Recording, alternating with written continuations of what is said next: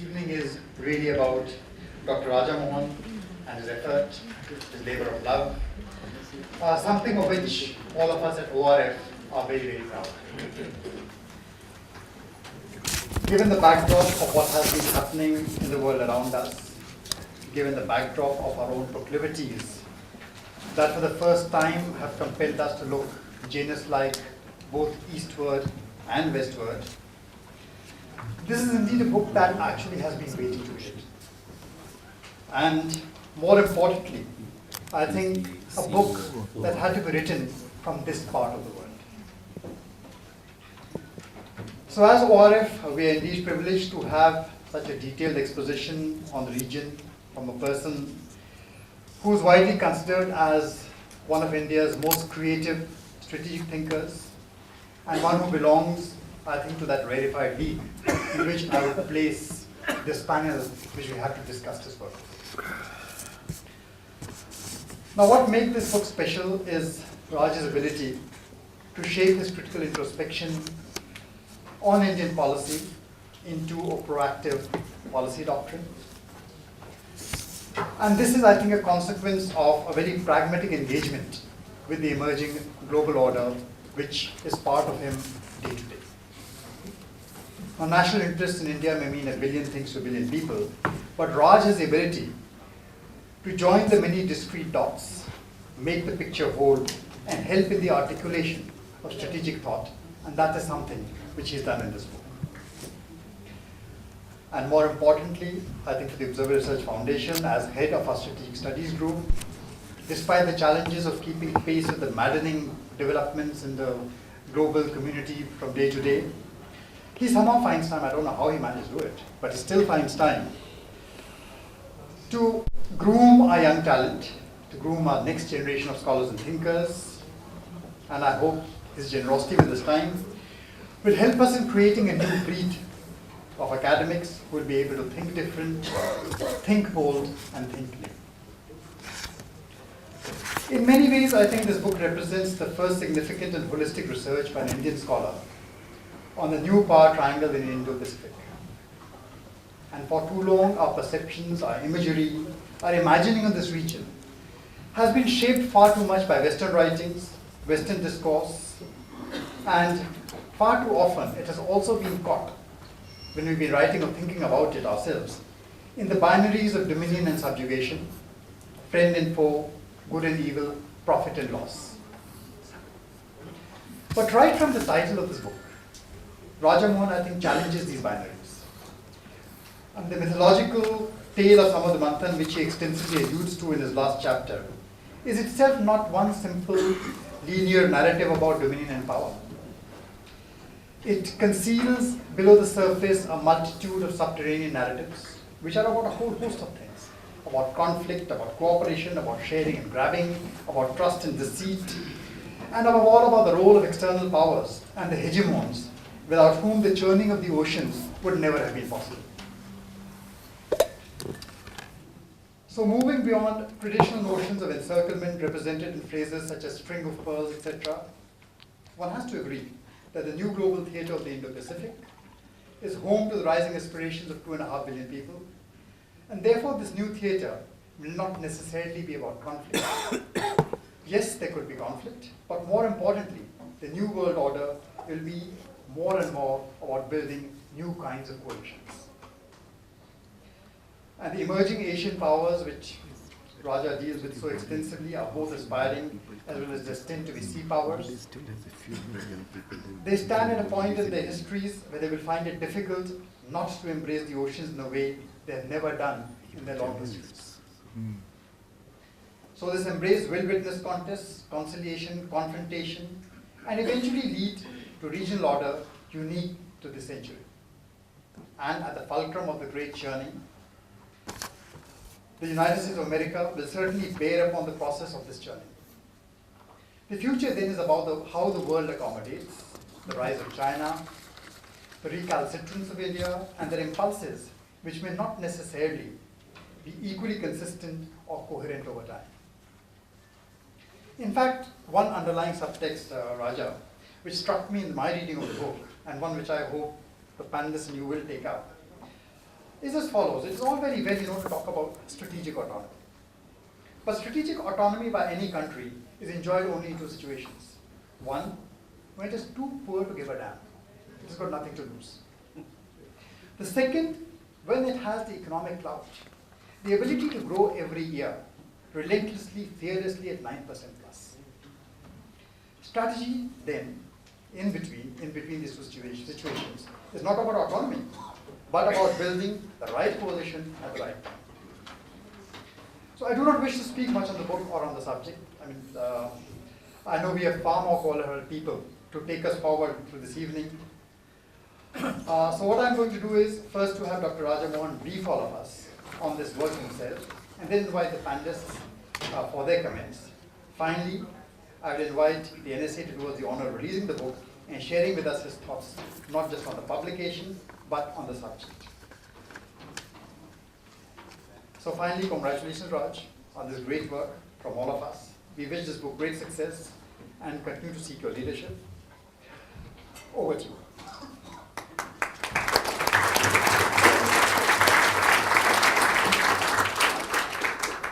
Thank you, Sanjay. Thank you for that generous introduction, and it's been great to be part of the ORF team.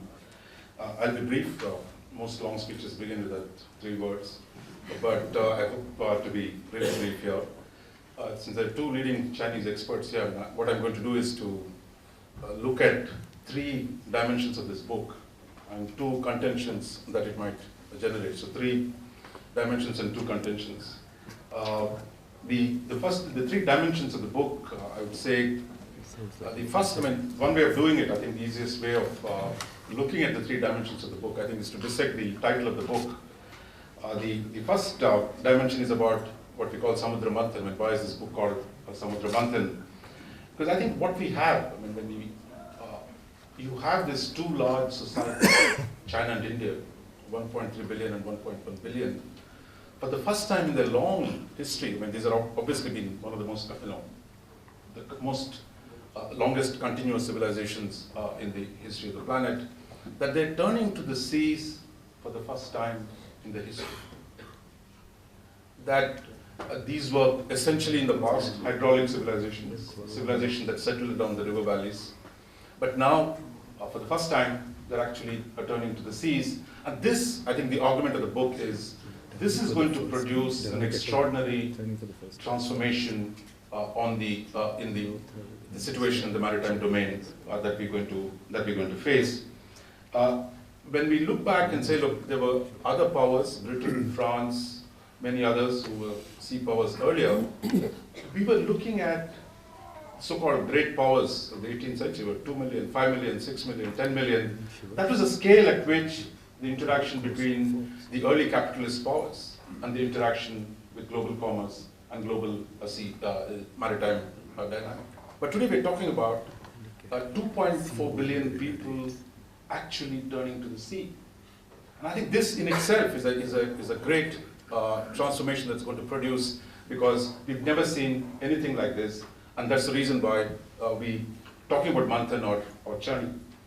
But this turn to the sea by these 2 large societies, as they begin to grow, as they become China is already the 2nd largest economy, India is 7th or 8th at this point, will surely get to being the 3rd at some point, that these 2 economies, how they're going to deal with the maritime spaces of the world, that is the first point in the book. Now here, the use of Samudra Manthan, I think, is partly that this process is going to generate so much of good, so much of evil, and it's quite irresistible, I think, to use the metaphor of Samudra Manthan, because it's about churning the seas, and that's what we're talking about. The rise of China and the emergence of India is going to generate that churning in the world. But it's even more irresistible because the Samudra Manthan tale is quite a hard political tale.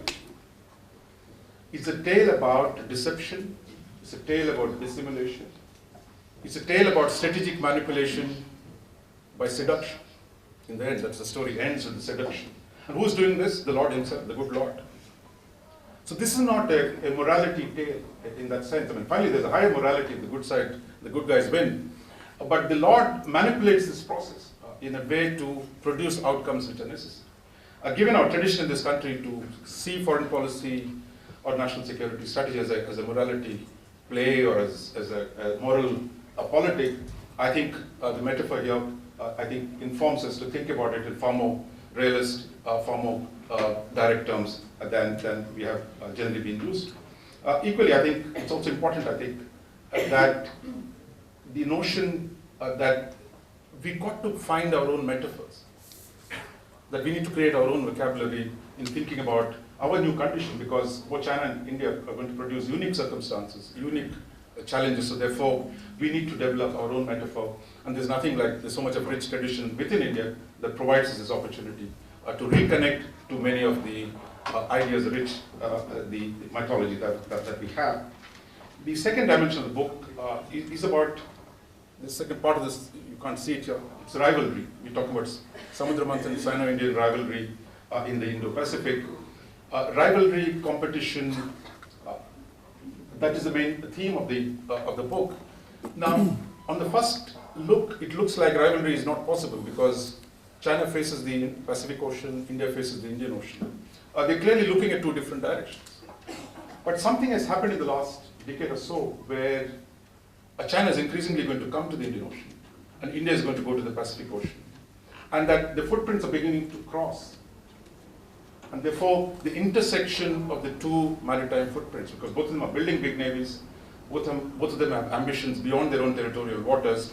So the crossing of the maritime footprints of India and China is going to bring a maritime dimension to the historic conflict or tension that have existed between the two countries. So therefore, that is something we got to deal with.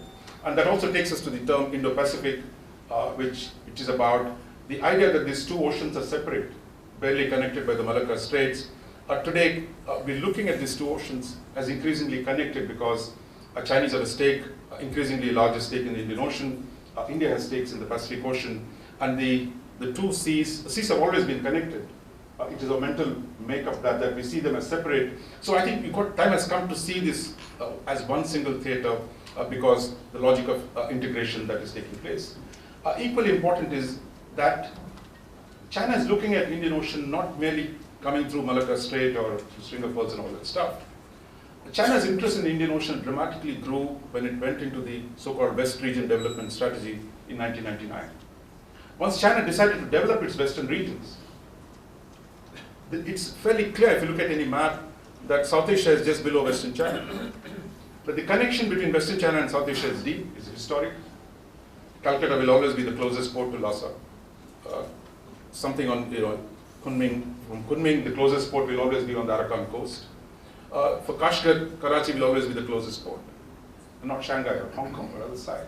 So the logic of integration between Western China and South Asia, and within the access to the waters of Indian Ocean, become important for China. So therefore, we see the integration of these two theaters and the second dimension of the book. The third dimension of the book, if you see the book on the top, you see the Indian chakra, Chinese 5 stars, and the 3 stars and stripes. So you got the 3 major powers. That the second part of the book, the last part of the book, is really, as this in the new theater, what is the logic of interaction between China, United States, and India, and that this will set the stage for understanding the future dynamics of this region.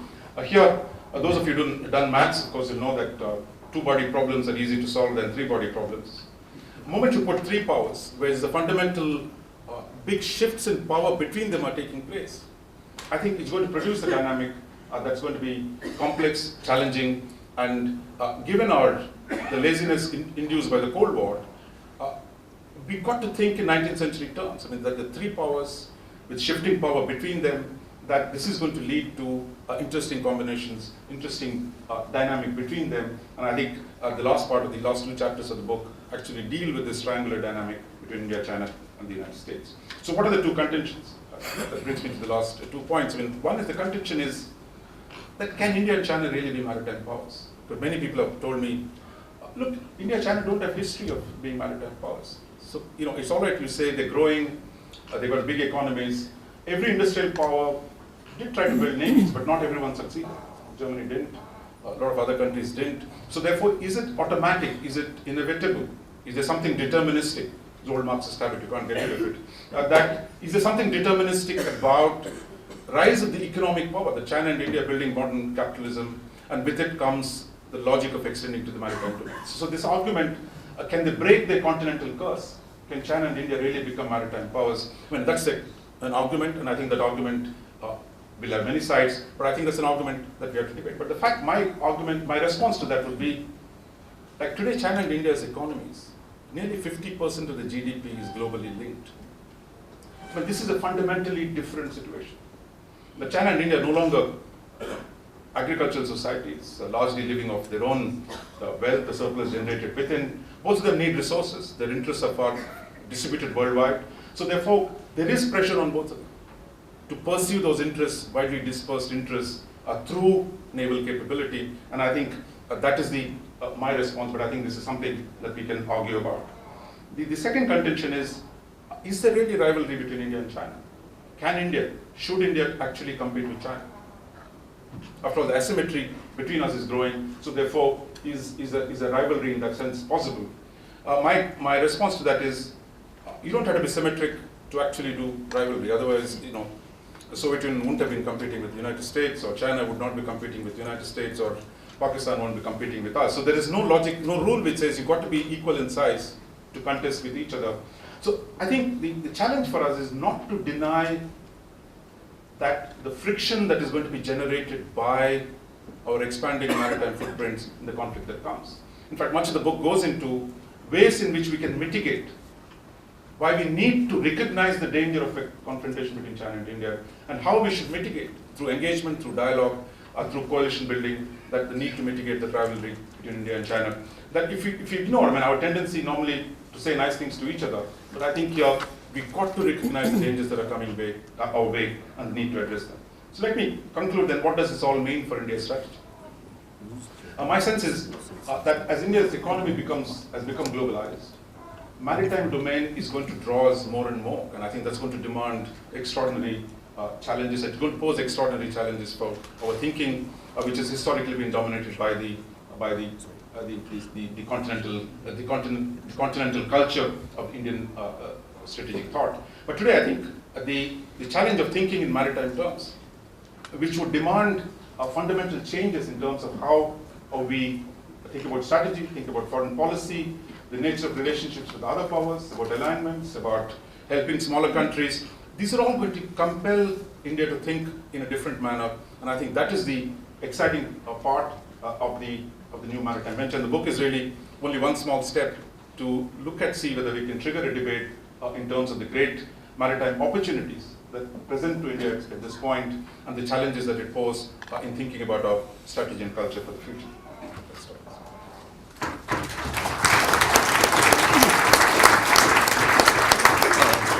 Thank you, Raja, for that excellent snapshot, and I hope that has churned everybody's minds well enough so they rush out after this conference and buy that book. I'll now call the first panelist we have. That is Admiral Raja Menon. About 10 minutes now? I think enough has been said about the fact that the center of gravity of the world is the East. Raja has written a book about events that may permanently alter the world's maritime environment as a result of the rise of China and India. Many may be unaware that China had the option to choose between what he described as a continental and a maritime, being a maritime power at least twice in history. Once in the 15th century, after the incredible voyage of Zheng He. I know people call him Admiral Zheng He, but in fact I'm told he was actually a cavalry general with parts of his anatomy missing. Before being appointed to command the fleet, when China was faced with the choice to strengthen either its army or its navy on being attacked in the west in Xinjiang and in the east by Japan. On both occasions, China chose the continentalist alternative. This choice faces the leaders in Beijing once again, and this time a different decision will be made. China's rise and the cash it holds enables Beijing to opt for both the continental and maritime routes to ensuring strategic connectivity. Raja says that China early on considered the benefits of these, what he mentioned earlier in his talk, the three transportation corridors through the subcontinent and its fringes. One would connect Lhasa with Kolkata, while the Pakistan corridor would integrate the Karakoram highway with Gwadar on the Makran coast, and the Irrawaddy corridor through Burma would link Yunnan with the Bay of Bengal. So unlike the recent railway budget that we heard in Delhi, there is clearly some form of strategic thinking going on in China. With the Xinjiang railway network coming up in the 9th five-year plan and the Tibetan railway in the 10th plan. If all these connectivity plans give Indians a feeling of being encircled, they are perfectly correct. If all these third-party observers might disagree with Indians and say that the trans-border linkages of China's internal regions with the Indian Ocean is just a necessary part of economic development and are only indicative of its peaceful rise. But in the case of the Indian Ocean, China itself feels threatened by what it calls, as Raja said, the Malacca dilemma. So apart from the continentalist thrust downwards, there are analysts who point to the fact that the pattern of China's economic growth automatically gives it a preponderant maritime dimension. As the author points out, China's trade was only 10% of China's GDP when modernization began. It's today running at about 70%. So there is an outward growing China with deepening links overseas that must and will bring to the attention of China's strategic thinkers the need for the PLAN to ply the world's oceans in protection of their wealth. So it's not surprising that the lion's share of the defense budget is gradually shifting to the Navy, and the language coming from Beijing is increasingly Mahanian. Unlike in 1870, when China chose the continentalist strategy, Beijing today is rich enough to follow a maritime as well as a continentalist route simultaneously. Some Western analysts feel that the growth of the PLAN is only enough to meet China's needs in the Western Pacific, and it would require an extraordinarily large naval build-up for surplus forces to come to the Indian Ocean. I think here there is an underestimation of the rate of growth of China's GDP, its defense budget and its navy. The expression Malacca dilemma is of Chinese origin, an attribute to Hu Jintao, as the author says in a speech made in 2003. It clearly indicates that China has a Malacca dilemma in its own mind, and that Beijing sees all the international efforts to protect slops with multinational forces as a threat to its own shipping. Raja feels that even if the intentions of the US were benign, China cannot entrust its energy security to outside powers. At the same time, Western analysts have described China's efforts to divert its oil and gas via the land route as a pipe dream, with no more than 12% of the oil going via pipelines, which in any case is far more vulnerable to attack. If China has long-term plans to operate in the Indian Ocean, it would carefully lay the groundwork before it actually sent a task force to the ocean. When one surveys the Chinese activities, it becomes clear that Beijing has already embarked on the many steps that mark the prelude to Indian Ocean operations. It's built up a massive warship building infrastructure. It can turn on 4 destroyers a year. Since 2008, it's begun to practice seriously long-term deployment of over 100 days on the Somalia patrol route. It's begun infrastructure building projects in Myanmar, Sri Lanka, Pakistan, Seychelles, and Mauritius.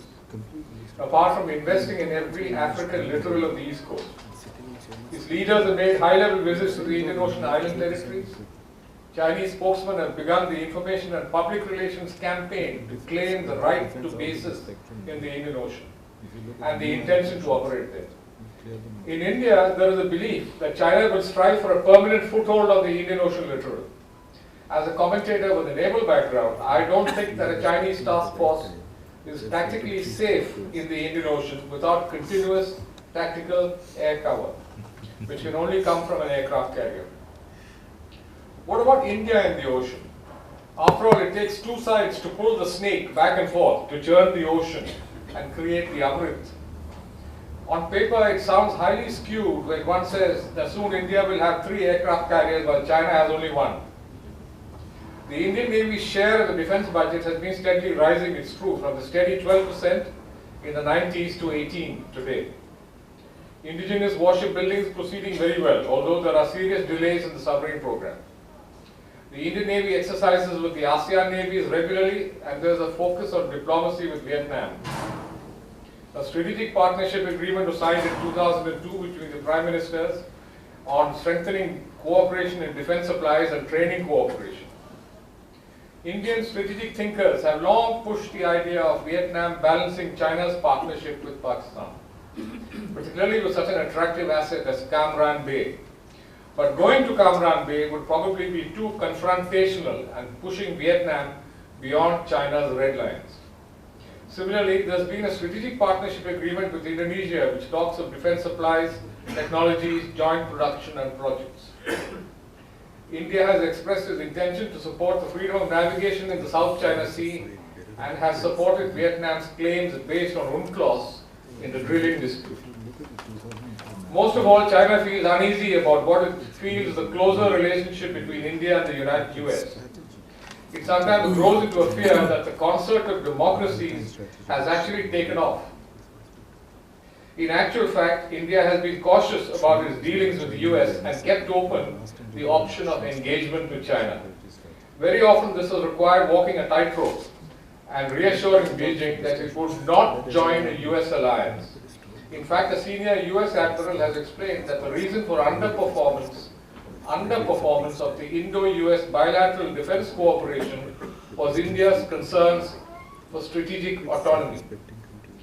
Quoting Panikkar, Raja states that India is the one true rimland whose continental affiliations are negligible. And it's inevitable for India to get into a close alliance of maritime states. Who are these states to be? India and the US began an institutionalized dialogue about East Asia in 2010, started a trilateral dialogue with Japan in 2011. The US conducts trilateral dialogue with Japan and Australia, as well as with Japan and South Korea. Secretary Clinton suggested in Chennai a trilateral with the US, China and India. All these, Raja feels, could eventually lead up to a concert of Asian nations. He also feels that in a strategic environment overlapping footprints, which he mentioned in his speech, political CBMs have done a great deal to mitigate perceptions. All of them have come as an adjunct to high-level political visits, starting with Rajiv Gandhi's visit of '88. Nevertheless, four factors produced significant instability in the bilateral relationship. The first was the railroad to Lhasa and the road networks in Tibet and Xinjiang. These significantly reduced the mobilization time for a Chinese attack from Tibet. Second was a series of aggressive patrolling that China resorted to in 2009. The third was the unexpected revolt in Tibet in 2008, which could well have been the cause for the aggressive patrolling in 2009. And the fourth was the Chinese attempt to undermine the Indo-US nuclear deal in the NSG in 2008 and tried to extend a similar deal to Pakistan. It would help, the author feels, for India and China to embark on maritime CBMs. For eventually it's the Indo-Pacific where the two navies will brush up against one another. This could come through a maritime strategic dialogue. Unsaid in the tension between the two navies is the Indian primacy in the Indian Ocean leading up to some kind of a Monroe Doctrine and an equivalent Chinese Monroe Doctrine in the West Pacific with its anti-access strategy. In conclusion, what order might evolve in the Indo-Pacific? The author has constructive suggestions. The first is cooperative security, with China being invited to the Indian Ocean initiatives, provided there is reciprocity from the West Pacific. Another is an Asian concert in which Kaplan has suggested that the US should take the initiative. The third is naturally a balance of power system, which at the moment is heavily loaded in favor of the US, but may eventually be eroded. I would suggest that this last possibility is the most unstable and inherently dangerous. The real challenge, as Raja says, is for the countries in the ocean to recognize the legitimate interests of the others. He suggested a maritime dialogue, which I heartily support, but perhaps there is a case for a civilizational dialogue. Is there, after all, an Asian way of conducting geopolitics that don't blindly follow Western textbooks in arriving at balance of power politics? Many political philosophers have gone down that Asian route earlier, and today we might try and rediscover how far that route went. This is a dense book that Raja has written. It's dense in facts and analysis. It's eminently readable, but policymakers and practitioners will find it a useful text. And above all, the author has enhanced his reputation in writing this book. In the choice of the subject and the way it has been treated, he has ensured that the book will remain relevant, which is actually a worry of most authors for a considerable period of time. And I add my congratulations to the author.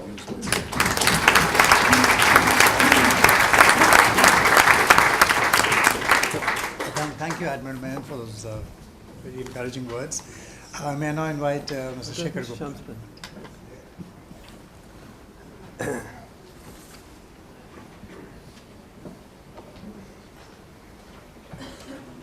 Well, I was suggesting that we ask Shyam to speak first because I thought let's sort of serious, well-informed stuff be said first before I come in as Raj's colleague and I promise not to be serious. and somebody who exploits Raj's skills and intellect all the time, shamelessly but with mutual consent.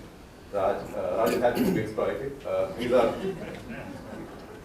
one of our star consulting editors and the most prolific contributor to our pages among all our consulting editors. In fact, writes much more than people who work full-time as journalists, I think twice a week at least.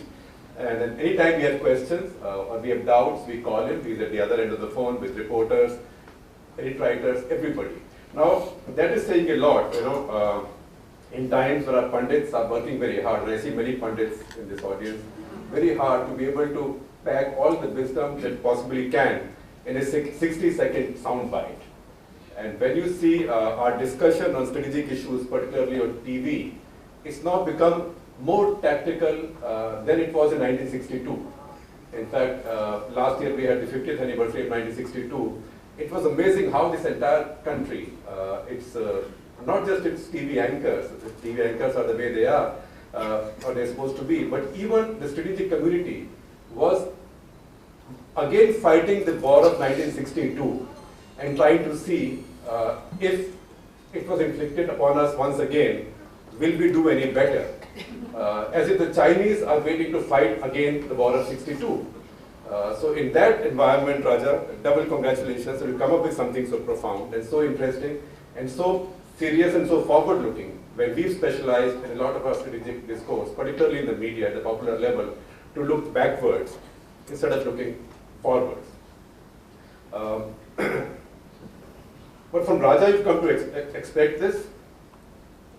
He was the first to get the crucial transition in Indian foreign policy after the collapse of Soviet Union, the remarkable shift in Delhi's engagement with Washington, and the other way around, which he so masterfully fleshed out in Crossing the Rubicon, Raja. That's the book I read and learned so much about. In fact, that book helped also reposition, Sanjay was my colleague then in the group, that also helped reposition the editorial view in both our papers. And Sanjay was a willing ally. Until he abandoned me one afternoon when I was in Istanbul at a conference, and he said, Dr. Singh has called me, I'm not coming to work from tomorrow. Left me with the baby. So Samudra Manthan therefore is a logical step for Raja, both thematically and chronologically. As Raja turns his gaze to China, which is, I'm afraid, if you look at our universities and research centers, our most important and yet our most distant neighbor. In fact, I can just add a footnote to this argument that institutions in Singapore like the ISAS, rather than institutions in India, are spending much more time, investing much more time, attention and intellect in studying the China-South Asia equation than we do in India. In fact, Raja, they are also providing institutional support to scholars like you. We don't have Shashi here, but I hope word gets to him. And now that Shashi is an HRD, this is something we need to rectify. So as we discuss the stalled boundary talks between India and China, Raja turns our attention to something that we haven't looked quite so closely, the maritime. He comes up with a rather interesting and provocative formulation, as you would expect from him, the Indo-Pacific. His thesis is that with the rise of China and the emergence of India, as their economies enter the big five, one of the consequences of their globalization will be their building large navies. China will have interest in the Indian Ocean, India in the Pacific, and it's in the logic of things that the maritime footprints of both will overlap and come into conflict. So Raja, Is there a possibility of a maritime 1962? Something that happens accidentally, that's a question. So this looking at the two-nation strategy for both China and India is a profound shift. That's Raja's argument, not mine. I'm only following his ideas as I usually do. Because historically, both China and India have been busy fighting off risks over land frontiers. We, from the northwest, usually losing, at least until 3 centuries back. And China built the Great Wall. Now both India and China are looking in other directions. The land conflict between India and China, says Raja, will remain frozen for quite some time. So India-Pacific is the new theater. Of course, any discussion on this has to factor in the United States. Raja told you the complications that arise once you start dealing with 3 factors instead of 2. So you have other people who deal with these complications. You have very able panelists here. In my days as a reporter, I did not have the privilege of dealing with or running into some of them, but I had the pleasure of dealing with one of them, Shankar Menon, right here, from my days in the trenches, and I can tell you, he killed what I thought was going to be a great story. It was still a great story, but he killed what I thought was going to be a much greater story. Because I and a photographer, Prashant Pandya, we were the only 2 Indian journalists to land in Beijing 2 days after the Tiananmen massacre took place, and we landed on tourist visas obtained from a travel agency in Hong Kong. In fact, my visa was stamped with my passport held upside down, and we had read all these stories of all of China going up in flames, and 37th Army and 25th Army. I still remember, we were promised they were revolting. And I went to see our ambassador, Mr. Ranganathan, who said, you must meet Shankar Menon, who was, I think, Minister Political. And we went out to lunch, you and your colleague Debashish, to a Chinese restaurant, where the waitresses have been trained to speak in English, and Shankar kept on confusing them and just letting them down greatly by speaking to them in Chinese. And he said to me, nothing of this is going to happen. No armies are revolting. This is over. The story is finished. This was completely contrary to what any diplomat or foreign journalist was telling you. I said, then what have we come to do here? That we had come to watch some real massacres, the country go up in flames. And sure enough, nothing of the sort happened. So you have somebody very wise. Sham has been described by many as one of our more astute foreign secretaries. Pardon me? He's the astute. He's the astute. Well, the nuclear deal would not have happened. Emperor Raja Menon, I did not cross paths with as a reporter. That's when you learn most of your wisdom, correct wisdom. But I've read him for many years. So you have a very good panel. I will not talk about too much more about subjects that they can talk about more intelligently, except to tell you something about the Chinese from my own experience. And this was at Tianjin at the World Economic Forum, I think 5 years back or 6 years back. And this was a little meeting that the media leaders group was having with a very senior Chinese politician, a ranking member of the Politburo. And the editor of Asia editor of Time magazine complained about the arrest of some journalists. And he was given the following lecture in the presence of many of us so-called media leaders from around the world. I'm paraphrasing it because he was also an interpreter, but the lecture was something like this. In China, you are complaining about lack of freedom of speech and press freedom. Press freedom has been there in China for 5,000 years since Confucius. Nobody has ever denied anybody's freedom in China. So any journalist in China can do anything he wants. He can say anything he wants. He can write, he can speak, he can be on internet. Nobody will interfere with him. I guarantee to you, there is the fullest freedom. So we said, wow. And then there was a pause. And then the second part of this. But if somebody questions our sovereignty, but if somebody questions the integrity of our nation, is there any other place for him but one of our prisons?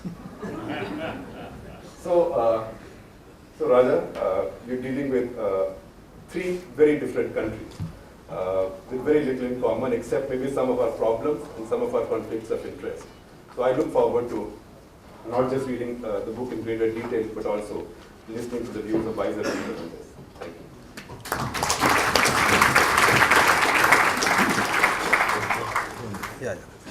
Thank you, Mr. Shekhar Gupta. I think as a person, I think who gives wings to Raja's words on a weekly basis or twice a week, you are the most important person putting pressure on him to think from week to week and come out with this third book which we are waiting for.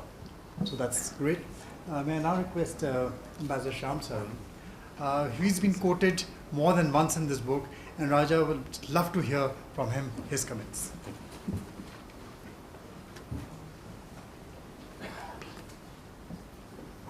Thank you very much, Mr. Joshi. Congratulations, Raja, on the publication of this excellent book. I remember some years ago, I was, I think, at the launch of your first book on crossing the Rubicon. So, welcome to the journey from a river to the ocean. I think that's a very appropriate journey that you have made. The oceans certainly are much more complicated than rivers are. Although rivers have their own complications. But in the book that you have put together, I think you have set the story of the Samudra Manthan in a very contemporary context. But I must confess, I had some difficulty in trying to decipher who the dramatist personnel were. I mean, are the Chinese the Asuras and we the Devas? I think perhaps if you ask the Chinese, perhaps the identification might be quite different. And is the United States the presiding deity? And considering the role that the presiding deity Vishnu played in Samudra Manthan, one would be very suspicious of what the Americans are up to. So I think one would have to, and lastly, when the poison comes out, and there is a lot of poison floating around with the manthan that we have had so far, who is going to drink the poison? Because I haven't seen, is there a Shiva around in this region to perhaps swallow that poison? So there is another book that has to come to perhaps explain this story a little further. Very interesting parallels. Let me make the point that when you have been talking about so far the focus of the two civilizations, I would say, have been continental, not maritime. I think perhaps I would disagree somewhat because there is a very strong maritime tradition if you take the southern part of India. And I say this with some good reason because last year and a half I have been involved in working out the strategic partnership between India and the ASEAN. And were it not for that maritime history of very close and dense contact between India and Southeast Asia, the kind of resurgence of relationship that you see, the kind of interest in reviving those relations that you see, perhaps would not have happened. So maybe China has almost entirely a continental sort of frame of mind. I think Indian story is far more complicated. I think it does have a continental bias, of course, mainly because of North Indians. But I think if you look at India as a whole, the southern part of India actually had a very, very strong and vibrant maritime tradition. And I think we need to draw upon that tradition in terms of the future. That's the first point I would make. Second point I would make is we are looking at the emergence of China and what this will mean for the future, both as far as the Western Pacific is concerned and the Indian Ocean is concerned. Well, I have no doubt in my mind that given the kind of growth rates that China has recorded over the last several years and seems to continue for the next several years, it would be very strange if that particular economic capability was not translated into an aspiration for political power, expansion of political power, whether it is in terms of land frontiers or whether it is in terms of maritime power. So I'm sorry, we have to be quite clear in our minds that this is a reality that we would have to deal with. That there will be a more expanding presence of China, both on our land frontiers as well as on our maritime frontiers. I don't think that this is something which is in doubt anymore. So the question really begins that we have to answer is, what does this mean for the rest of us, and how do we respond to this? If I look at the situation in Asia, what used to be known as Asia Pacific, now you call it Indo-Pacific, there is a certain kind of economic architecture which has emerged, and the central pillar of that economic architecture in this region is China, and will probably continue to be China. But there is some kind of a architecture in whether it is the ASEAN plus 1 or ASEAN plus 3 or the East Asia Summit process, or you have the latest, I think, is the Regional Economic Cooperation Framework. There is some kind of a architecture which is emerging. If you look at the security side, there is no architecture which is visible. And I think that is the asymmetry which causes a great deal of concern. Is it possible for us to think in terms of a matching architecture which in some way or the other manages to reconcile the expanding power of China with the interests of the other countries? What has India's response been? I think India's response has been a mantra which has become very current and which is finding echoes in Southeast Asia, even in the United States, as well as, interestingly enough, China, which is to say what we need to see in this region is a inclusive, a transparent, and a balanced architecture which ensures that there is freedom of navigation, that there are cooperative arrangements which are put in place so that there is a sense of mutual reassurance. There are two ways with which you can deal with a lack of assurance, which has been drawn attention to by Raja. One is competitive military build-up. And in fact, sad to say, some of that is happening. You have focused attention, Raja, on the three major actors. But frankly, there are a number of other actors, whether it is Indonesia, whether you see some of the Southeast Asian countries, you see Japan, you see Korea. Japan has the third largest naval force.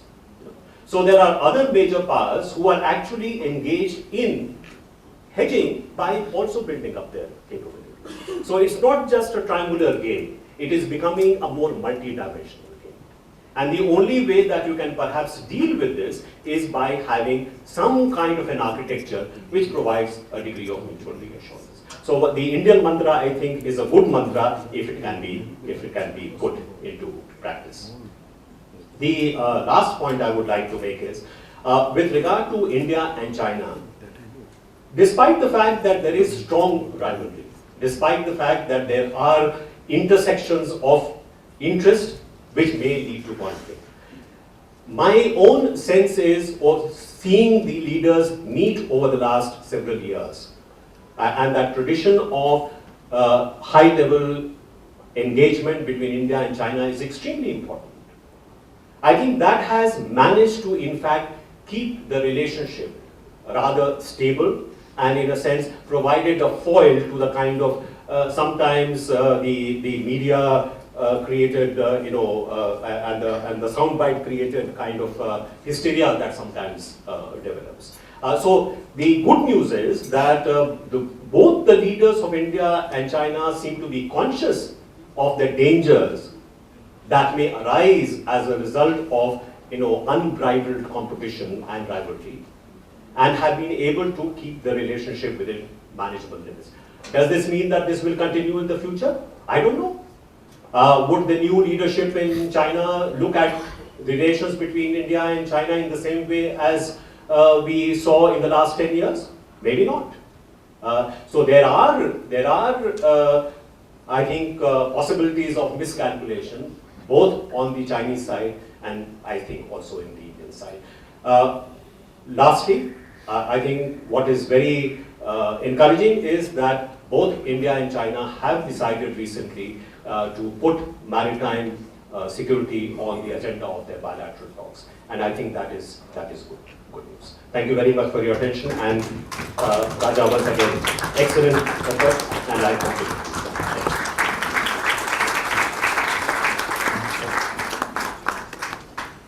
Thank you, Ambassador Shyam for those very pithy and concise comments. And now we come to the main book release. Raja, can I request you to come here? How do we do this? We stand up and... Yeah. Push the chairs back a bit.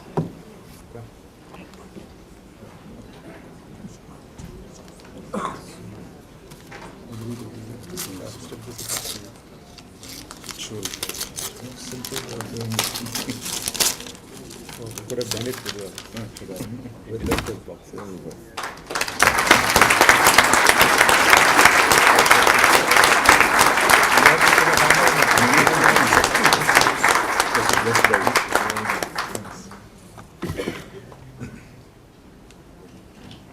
I must confess that I was somewhat surprised when Raja asked me to speak at the release of Samudra Manthan, for the very simple reason that I have disagreed publicly with two major elements of the subtitle of the book.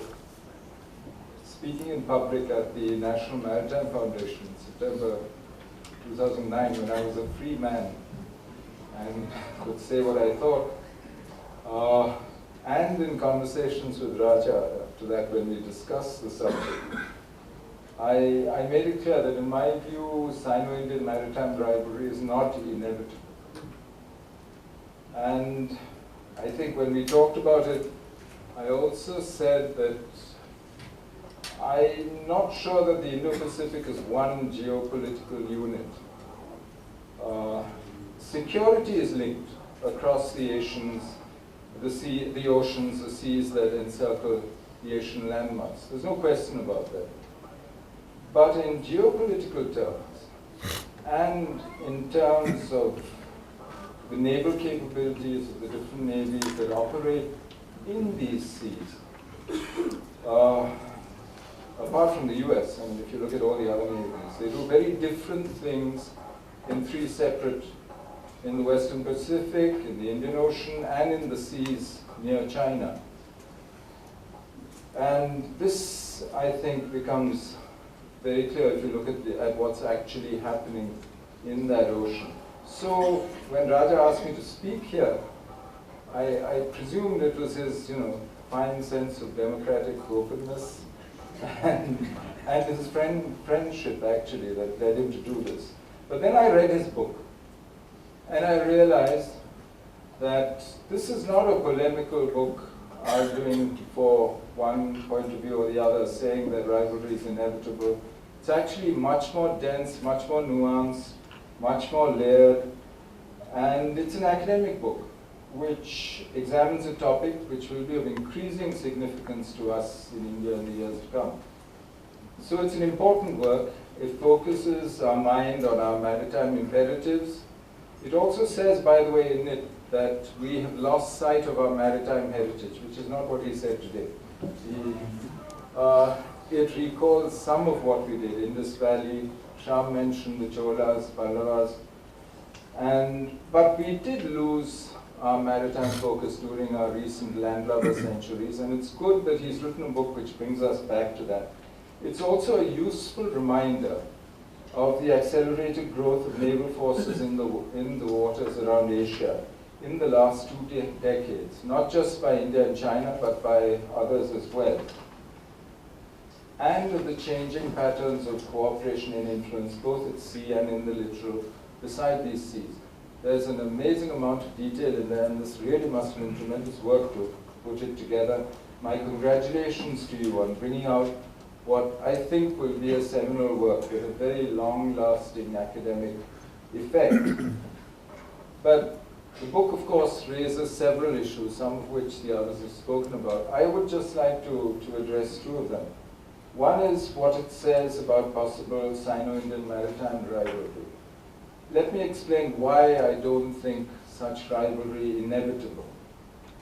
Both India and China have a common interest in keeping the sea lines of communication through the Indian and Western Pacific Oceans open. These lines are vital to India's trade, to our energy flows, and so are they for China. And that's also true of the US, of the third party that he refers to. All three countries also recognize that this is so, and in our conversations we have made this clear, not just to each other, but to others. But it is much less clear about the seas near China, where there are multiple actors, there are territorial and other claims, and all these add complexity to how we look at the problem. It's also hard to see how disrupting these slops would actually help or advance any of our interests, China's, India's, the US interests vis-a-vis the others in this area. So I don't see therefore why rivalry needs to be considered inevitable. Now in the last decade or so, an Indian presence in the waters east of Malacca and a Chinese presence in the waters west of Malacca has become the new normal. That is reality, and it's a reality that has actually happened simultaneously on both sides of the straits and without apparent friction. These are natural consequences of the development of India and China. As we both globalize increasingly, this will happen, and as our dependence on the outside world actually grows and has grown rapidly, as Raja mentioned, I think these are natural consequences. And the two navies have also cooperated, whether in anti-piracy off the Somali coast, the Gulf of Aden, in other instances. What is missing, as Shyam pointed out, in the Indian Ocean, the near seas, and the Western Pacific is an overarching security architecture or paradigm, within which naval actors and states can conduct their activities and cooperate, mitigating conflict and avoiding competition. This is true, however, not just of India and China, but of all the naval powers that operate in the oceans east of Suez. Last year, India and China decided to initiate a separate dialogue on maritime security and cooperation. And this should offer a way forward for us, as should the various forums which are now discussing these issues, whether it's the ARF, the ASEAN Defense Ministers, plus the East Asia Summit, and so on. Shyam mentioned we have a mantra about what we consider desirable. I think rule-based, open, inclusive, balanced, flexible. We have many adjectives. But the interesting part is that more and more people actually are subscribing to these. I find that interesting, that they actually provoke resonance in the region and in the states that surround these waters. As for the larger issue of what India should do about these maritime developments in the Indo-Pacific, as you call it, I think what the Indian Navy thinks should be the Indian response is clear. In the Maritime Doctrine 2004, the Maritime Strategy of 2007, in effect, the Indian Navy is building capacity to deal directly and along with friendly navies with contingencies in the Indian Ocean and cooperating to defend the interests that I mentioned earlier. The reason I cavil about calling the Indo-Pacific one space is because if we do, there is a danger that we might start prescribing one medicine for the different security ailments that afflict the Indian Ocean, the seas near China, and the Western Pacific. In the Pacific, there is already one predominant provider of security with settled alliance and basing arrangements. The situation in the near seas, as I said, is very different, as the very status of the island territories and of the seas are disputed.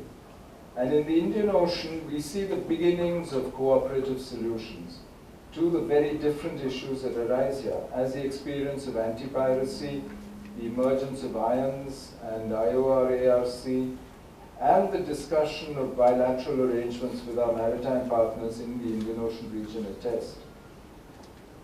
If I have one request of Raja, it's that the book left me wanting more. particularly about the actual behavior in this area of the many naval powers involved and the purposes that they have sought to further.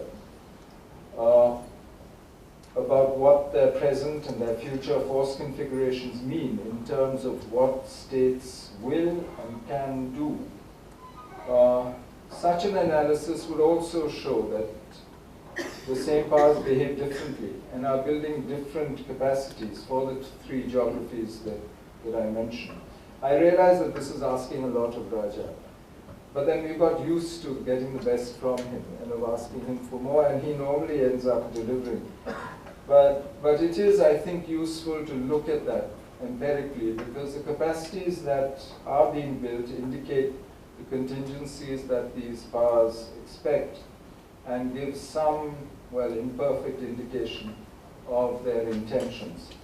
Finally, as the book itself makes it clear, it's early days yet, and many alternative futures are still possible for this, in this oceanic space. That will be an ever more significant determinant of India's future.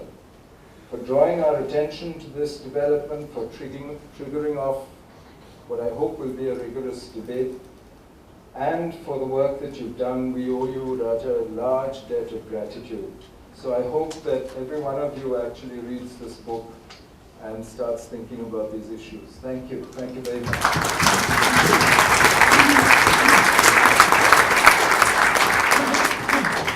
Nuances of this book and the way forward would be, yes, greater confidence building measures which will make a theatre which is more prone towards peace rather than conflict going into the future.